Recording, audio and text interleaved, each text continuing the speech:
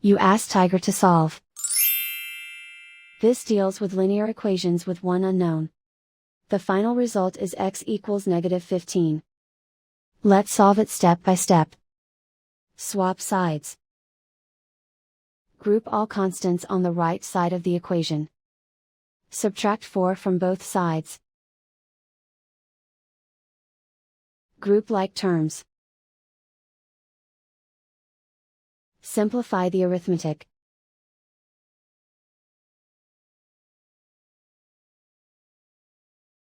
Isolate the x.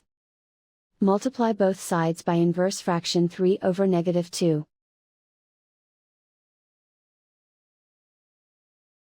Move the negative sign from the denominator to the numerator.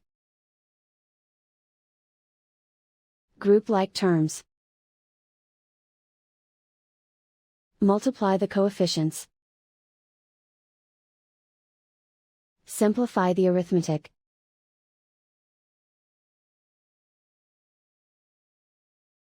Move the negative sign from the denominator to the numerator. Multiply the fractions. Simplify the arithmetic. And so the final result is x equals -15.